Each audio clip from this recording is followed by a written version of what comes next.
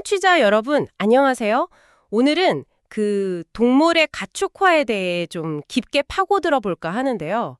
왜 어떤 동물은 우리랑 같이 살게 됐고, 또 어떤 동물은 여전히 야생에 남았는지. 이게 생각보다 인류 역사에 미친 영향이 정말 크더라고요. 네, 맞습니다. 동물이 가축이 되려면 어떤, 까다로운 조건들을 통과해야 했을까요?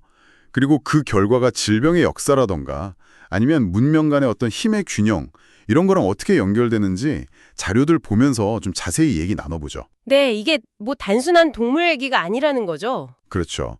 인류 역사의 중요한 전환점을 다루는 셈이니까요. 자료에서 그 재미있는 비유가 먼저 나오던데요. 안나 카레니나 법칙? 아, 네네, 그거요. 행복한 가정은 다 비슷하지만 불행한 가정은 저마다 이유가 다르다는 것처럼 가축화도 성공하려면 여러 조건이 정말 모두 맞아야 했고 하나라도 어긋나면 그냥 실패했다는 거죠. 정확합니다. 진짜 딱 맞는 비유예요. 첫 번째 관문부터가 쉽지 않았는데 바로 식성이었습니다. 식성이요. 아, 초식동물이 대부분인 거랑 관련이 있겠네요. 네, 바로 에너지 효율 때문인데요. 자료를 보면 동물이 먹은 것의 한 10% 정도만 자기 살로 간다고 해요. 10%요? 와. 예를 들어 450kg짜리 암소를 키우려면 먹이는 그 10배인 4,500kg이 필요하다는 거죠. 풀 같은 걸로요. 근데 만약에 호랑이 같은 육식동물을 가축화한다. 그럼 그 호랑이가 먹을 다른 동물을 또 키워야 하잖아요. 그 동물이 먹을 동물을 또? 와, 이건 뭐 효율이 너무 떨어지겠네요. 그렇죠. 거의 불가능에 가까웠겠죠. 그래서 초식동물이 유리했던 거고요. 그렇군요. 먹는 양 차이가 엄청나네요.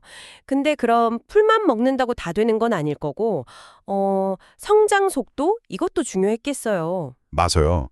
예를 들어 코끼리. 순하고 초식동물이지만 다 자라는데 막 15살씩 걸리면 15년이요? 아, 기다리다가 네, 힘들죠. 그렇죠.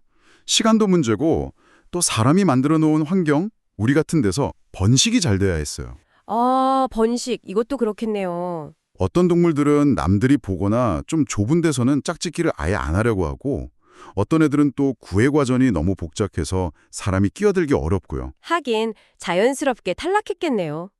듣고 보니 당연한데 성격도 진짜 중요했겠어요. 네, 아무리 쓸모 있어 보여도 회색공이나 하마처럼 갑자기 막 포악해지면 같이 살 수가 없잖아요. 그쵸. 매일 마주봐야 하는데 무섭죠. 우리가 흔히 생각하는 길들이기의 어려움, 바로 그거네요. 근데 또 반대로 너무 예민하거나 겁이 많아도 이게 큰 문제였어요. 아, 너무 순해도 안 된다? 네, 예를 들어 가젤 같은 동물은 우리에 깍 갇히는 순간 극심한 공황 상태에 빠져서 막 스스로 다치기도 했다고 자료에 나오더라고요. 헐, 아니 가둬놓기만 했는데 자해를 한다고요? 어휴, 이건 뭐 관리가 아예 안 되겠네요. 네, 불가능한 수준이었던 거죠. 자, 그럼 마지막 조건은 뭔가요? 이게 또 흥미롭다고 하셨는데 네, 바로 사회 구조입니다. 이게 좀 재밌어요. 사회 구조요? 동물한테도 그런 게? 네, 그냥 막대지어 사는 거 말고요. 그 무리 안에 좀 뚜렷한 위계 질서, 그러니까 서열 같은 게 있고 또 다른 무리랑 영역 다툼을 막 엄청 심하게 하지 않는 동물들. 그런 동물들이 가축화에 유리했다는 거죠. 말이나 소처럼요. 아, 서열이 있고 좀 온순한 편인 애들. 왜 그게 유리했을까요? 핵심은 인간이 그 동물의 사회 구조에 자연스럽게 끼어들 수 있었냐는 거예요. 위계 질서가 있는 동물들은 보통 우두머리를 따르잖아요. 그 습성을 이용해서 인간이 그 리더 역할을 차지하기가 쉬웠던 거죠. 아하, 인간이 대장 노릇을 할 수 있다는 거네요. 그렇죠. 반면에 자기 영역 딱 지키고 혼자 살거나 그런 동물들은 이런 방식이 잘 안 통했고요. 고양이나 흰담비 정도가 거의 유일한 예외라고 할 수 있죠. 와, 정말 여러 가지 조건이 딱 맞아 떨어져야 했군요.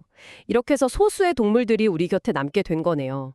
덕분에 우리는 식량, 노동력, 옷 같은 걸 얻었고요. 근데 여기서 얘기가 좀 다른 방향으로 가죠. 바로 그 병원균 문제. 네, 이게 정말 역사를 바꾼 결정적인 부분 중 하나입니다. 인류를 오랫동안 괴롭힌 많은 감염병들 있잖아요. 홍역, 결핵, 천연두 같은 거요. 네, 유명한 병들이죠. 이런 병들이 상당수가 바로 이 가축화된 동물들한테서 넘어온 거예요. 동물한테서요? 아, 특히 유라시아 대륙에서는 다른 대륙보다 훨씬 다양한 동물을 일찍부터 가축화했고 사람들이 또 밀집해서 살았잖아요. 그러면서 동물하고 사람 사이에 병원균이 막 오고 가는 일이 빈번했던 거죠. 서로 주고받으면서? 네, 그 과정에서 오랜 시간에 걸쳐서 유라시아 사람들은 어느 정도 면역력을 갖게 된 거예요. 아, 계속 겪다 보니까 약간 내성이 생긴 거군요. 그렇죠. 근데 아메리카나 호주 또 아프리카 일부 지역처럼 가축화할 만한 큰 포유류가 거의 없었던 곳은 상황이 완전 달랐던 거죠. 아, 거기는 그런 병원균에 노출될 기회가 아예 없었겠네요. 네, 거의 없었어요. 그러니까 유라시아 대륙의 가축들한테서 온 병원균에 대한 면역력이 전혀 없었던 거예요. 그래서 유럽인들이 신대륙 같은 곳에 딱 도착했을 때 사실 그들이 가져온 총이나 칼보다 훨씬 더 무서운 무기가 바로 이 병원균들이었던 거죠. 아, 눈에 보이지 않는 무기. 네, 면역력이 전혀 없는 원주민들은 정말 속수무책으로 쓰러졌고 인구가 급감하는 그런 비극적인 결과로 이어진 겁니다. 결국 동물과 축화의 차이가 문명 간의 충돌 결과를 이렇게나 극적으로 갈라놓은 거예요. 와, 정말 충격적이네요. 결국 우리가 지금 기르는 동물들은 그냥 우연히 뽑힌 게 아니라 식성, 성장 속도, 번식, 성격, 또 그 공황 반응, 마지막으로 사회 구조까지 이 6가지 까다로운 조건을 다 통과한 정말 극소수의 엘리트였던 셈이네요. 그렇죠. 선택받은 소수죠. 그리고 그 선택이 단순히 우리 먹고 사는 문제를 넘어서서 질병에 대한 저항력, 그리고 더 나아가서는 대륙 간의 심해 불균형까지 만들어냈다는 거고요. 맞습니다. 동물의 어떤 생물학적인 특징이라는 어떻게 보면 좀 작아 보이는 요인들이 인류 문명 전체의 경로를 결정짓는데 이렇게나 큰 영향을 미쳤다는 걸 보여주는 아주 강력한 사례죠. 네, 정말 작은 차이가 역사의 물줄기를 완전히 다른 방향으로 틀어버린 거네요. 그렇죠. 오늘 이야기를 마무리하면서 청취자 여러분께 이런 질문을 한번 던져보고 싶습니다. 만약에 아메리카나 호주 대륙에 지금 우리가 아는 것보다 훨씬 더 많은 토착 동물들이 이 까다로운 가축화 조건들을 만족시켰다면, 그랬다면 과연 인류 역사는 지금과 어떻게 달라졌을까요? 한번 상상해 보시는 것도 흥미로울 것 같습니다.